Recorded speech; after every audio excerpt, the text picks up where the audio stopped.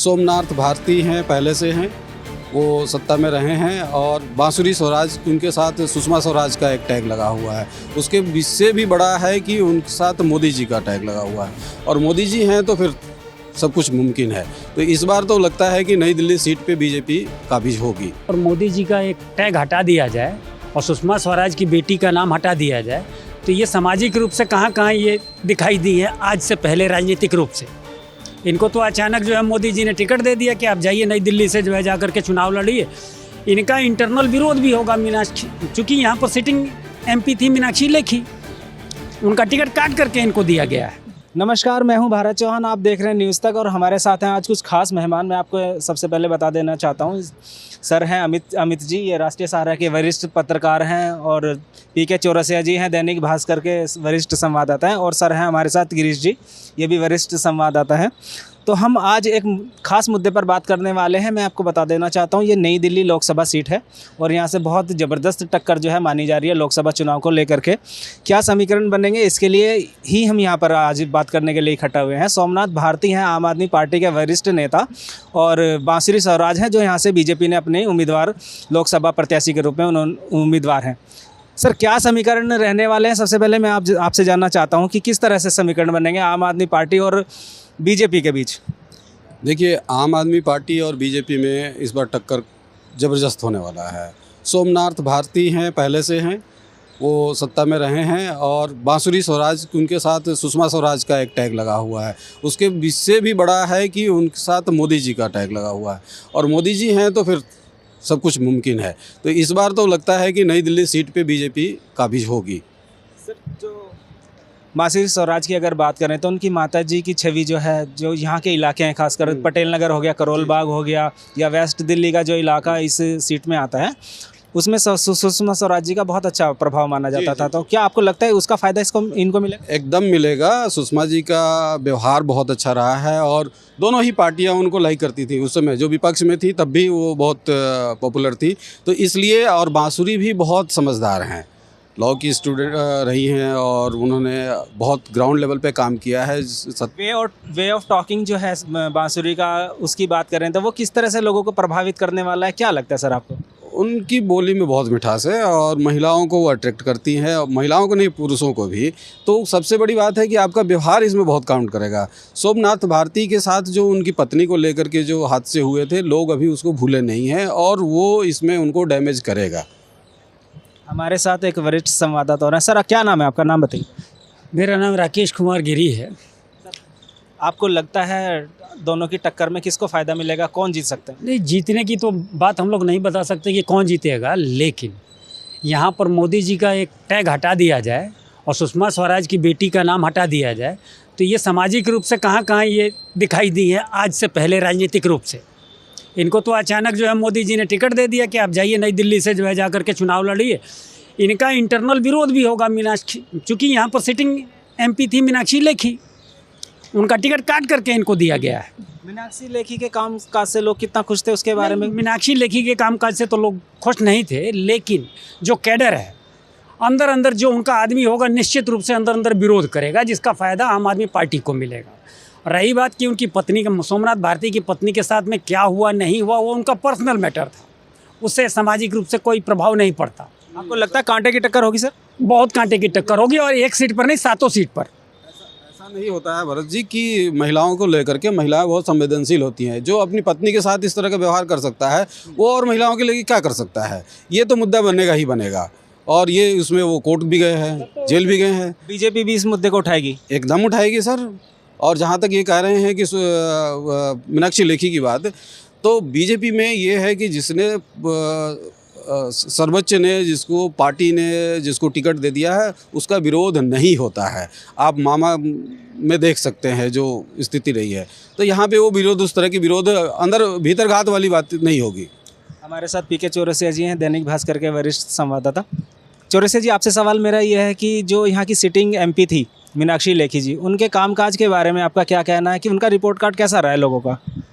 देखिए, जो पब्लिक का अपना एक अलग नज़रिया होता है और उस नज़रिए में जहाँ तक हम लोग घूमते हैं, लोगों से बातचीत करते हैं, और बातचीत करते वक्त विरोधाभास जो सामने आता है, या समर्थन की बात आती है तो उसमें हम कहीं न कहीं दावे के साथ कह सकते हैं कि कहीं न कहीं लोगों का विरोधाभास था उनके प्रति, और यही कारण है कि उनका टिकट काटा गया और बांसुरी स्वराज को दिया गया है। पिछली बार भी ये लग रहा था कि मीनाक्षी लेखी का टिकट कट जाएगा, लेकिन उनको एंड टाइम पर टिकट दे दिया गया था राहुल गांधी के माफ़ी मांगने वाले मुद्दे पर।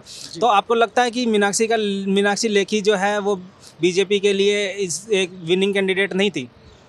नहीं, इस देखिए 2014 का जो चुनाव हुआ वो प्रधानमंत्री नरेंद्र मोदी के चेहरे पर चुनाव हुआ। अधिकांश जो लोग जीत करके आए वो प्रधानमंत्री नरेंद्र मोदी की वजह से जीत करके आए, और जो 19 का चुनाव हुआ है वो भी प्रधानमंत्री नरेंद्र मोदी के चेहरे पर लगा गया। और अभी 2024 का जो चुनाव है वो भी उन्हीं के चेहरे पर लगाया जा रहा है। तो इसमें कैंडिडेट विशेष मायने इस चुनाव में नहीं है। 2014 में भी नहीं था और 2019 में भी नहीं था और 2024 में मुझे लगता है आगे भी नहीं होगा। नई दिल्ली लोकसभा सीट की अगर बात करें तो इसको लेकर के आपका क्या प्रेडिक्शन है? देखिए, नई दिल्ली को लेकर के चूँकि ये है कि भारतीय जनता पार्टी की ये सीट 2014 और 2019 में दोनों सीट भारतीय जनता पार्टी के साथ रही, लेकिन इस बार चूंकि नया कैंडिडेट आया है बांसुरी स्वराज, जो कि सुषमा स्वराज जी की बेटी हैं, लेकिन उनका जो स्वभाव है, जो बातचीत करने का तरीका है, जो लोगों से मिलने का एक अट्रैक्शन है, वो मुझे लगता है कि मीनाक्षी लेखी से ज़्यादा है। और जिस तरीके से वो लोगों से बातचीत करती हैं और जिस तरीके से उनको समर्थन मिल रहा है, मुझे लग रहा है कि सोमनाथ भारती जो आम आदमी पार्टी के कैंडिडेट हैं उनके सामने कहीं टिक नहीं पाएंगे। नहीं, लेकिन सोमनाथ भारती के साथ ये है कि इस समय दिल्ली में सत्ता में है सरकार, और यहाँ पे आपको फ्री बिजली और पानी वाला मुद्दा उनके साथ रहेगा, और उसके लेकर के उनको भी टक्कर दे सकते हैं वो। अच्छा सर, राहुल गांधी की न्याय यात्रा जो निकली है उसका भी इस इलेक्शन पे कुछ असर दिखाई देगा? आपका इस बारे में क्या? देखिए, राहुल जी की जो न्याय यात्रा है, मुझे लगता है उसका असर दिल्ली में बहुत नहीं दिखने को मिलेगा। उस न्याय यात्रा से बहुत ज़्यादा कांग्रेस को फ़ायदा होते नहीं दिख रही है। इसकी क्या सर वजह लगती है? वो लोगों के साथ इंटरेक्ट नहीं कर पा रहे हैं। सबसे बड़ी बात है कि जब तक आप पब्लिक के साथ इंटरेक्ट नहीं कर पाएंगे ना, वो बात एक नहीं हो पा रही है। जब लगता है कि कुछ उनका बूम हो रहा है, कुछ माहौल बन रहा है, तब तक वो उनका ऐसा बयान आ जा रहा है कि लोग उससे लग रहा है कि इन पे भरोसा कैसे करें, इनको बागडोर इस पार्टी को कैसे दिए, जिसका नेतृत्व ही इस तरह का है। आलू दो और सोना निकाल लो और अंगीठी पे आप कोयला डाल करके चाय, ये सब कुछ समझ में आ नहीं रहा है। सर, अमित जी की बात से आप सहमत हैं? राहुल गांधी को लेकर के? बिल्कुल, उनकी बात वहाँ पर तो सही है कि न्याय यात्रा का दिल्ली में कोई प्रभाव नहीं होने वाला। लेकिन 2019 का चुनाव मोदी जी ने अकेले नहीं लड़ा था, उन्होंने पुलवामा को भी साथ में जोड़ लिया था अपने साथ में। और लगभग उनकी जितनी भी रैलियाँ हुई होंगी उसमें देखिएगा वो हमेशा वो रोते हुए बोल रहे हैं, गिड़गिड़ाते हुए बोल रहे हैं कि पुलवामा के नाम पर वोट दे दो। ठीक है, एक मिनट, पुलवामा के नाम पर उन्होंने वोट मांगा था। 2014 में इन्होंने 2 करोड़ नौकरी के नाम पर वोट मांगा था, काला धन लाने के नाम पर वोट मांगा था। लेकिन वो काला धन कहाँ है? वो अब सुप्रीम कोर्ट ने कल जो डिसीजन दिया है, अब काला धन निकल करके आएगा कि वो, लेकिन काला धन गया कहाँ? राम मंदिर का मुद्दा है, सीए का मुद्दा है। बिल्कुल, ये बहुत अच्छा काम किया है। ये और भी अगर 2-4 काम इस तरह के हो जाए बहुत अच्छा, हम लोग भी समर्थन में।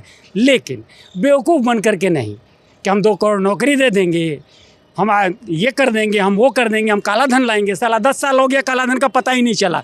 अभी सुप्रीम कोर्ट के माध्यम से पता चल रहा है कि सारा काला धन तो इनके पास है, जिसको कि रोकने का इन लोगों ने पूरा प्रयास किया था। एसबीआई ने आकर के चुनाव के बाद में देने के लिए कहा कि हम रिकॉर्ड जो है चुनाव के बाद में देंगे, जुलाई में देंगे।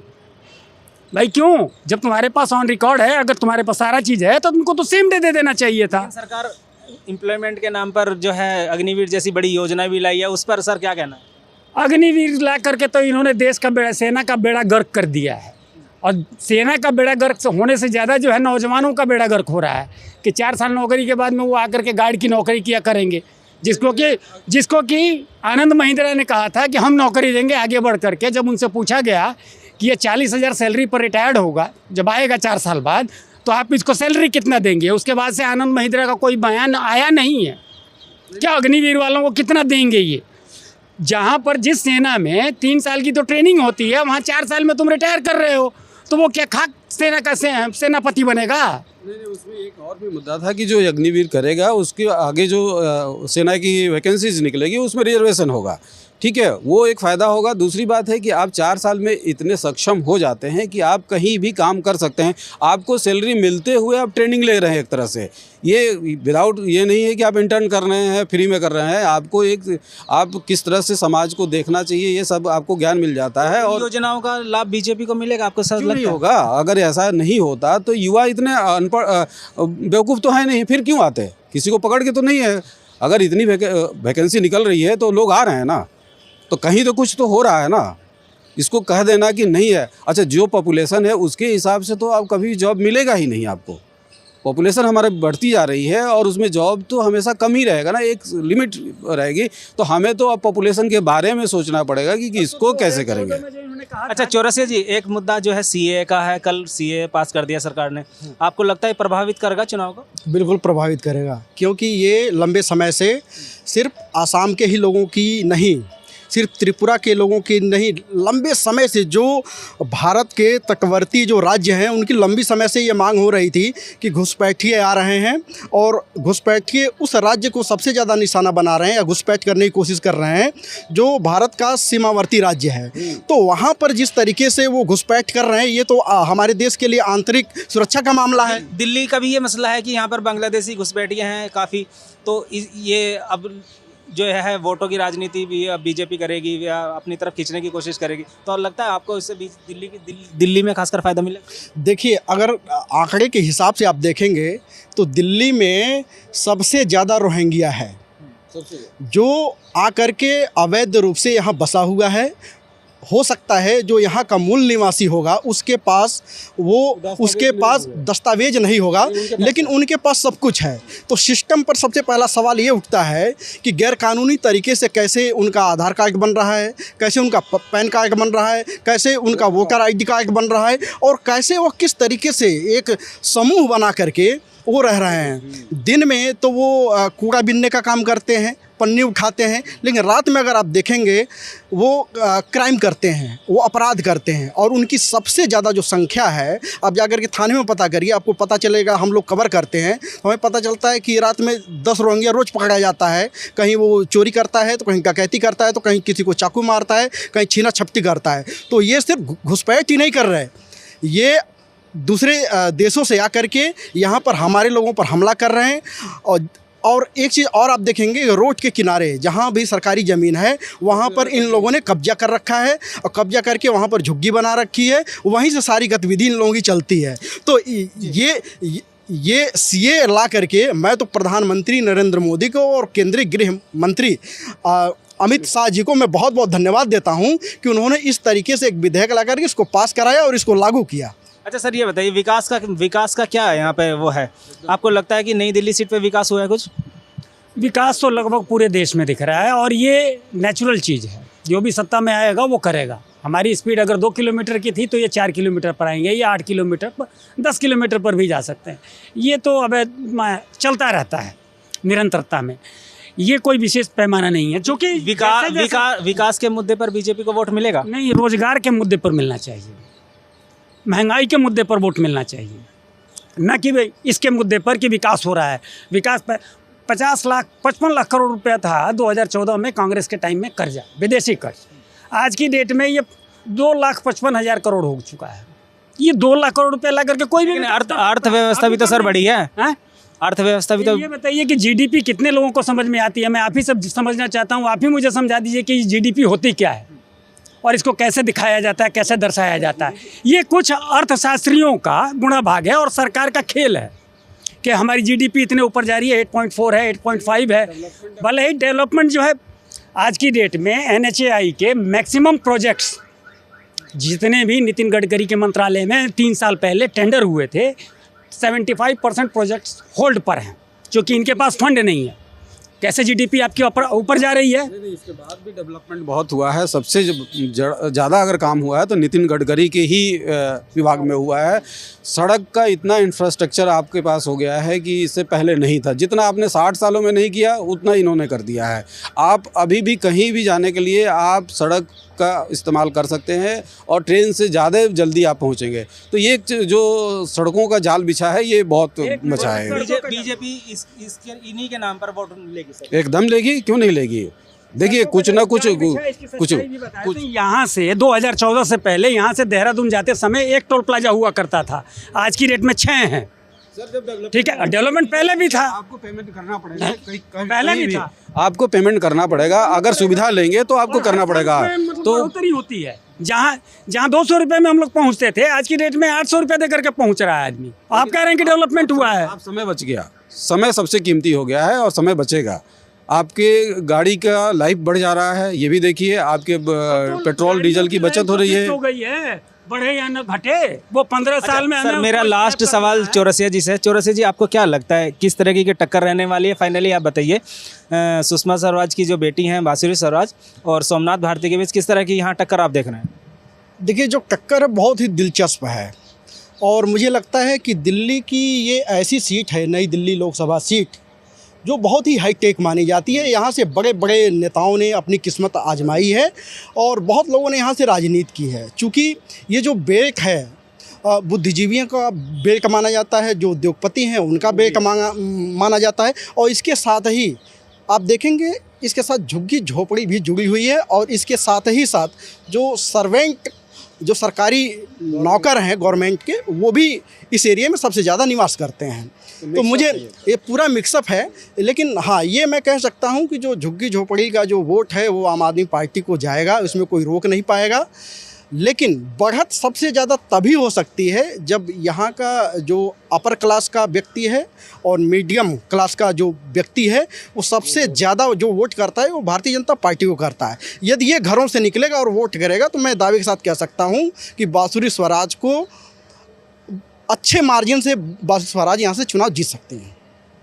धन्यवाद आप सभी का। तो हमारे साथ कुछ खास मेहमान जिन्होंने नई दिल्ली लोकसभा सीट पर किसकी होगी जीत पे अपने विचार रखे हैं। तो आने वाले टाइम में देखते हैं कि क्या यहाँ से क्या होगा और कौन यहाँ पर नई दिल्ली सीट का हकदार बनेगा। दिल्ली से मैं भारत चौहान।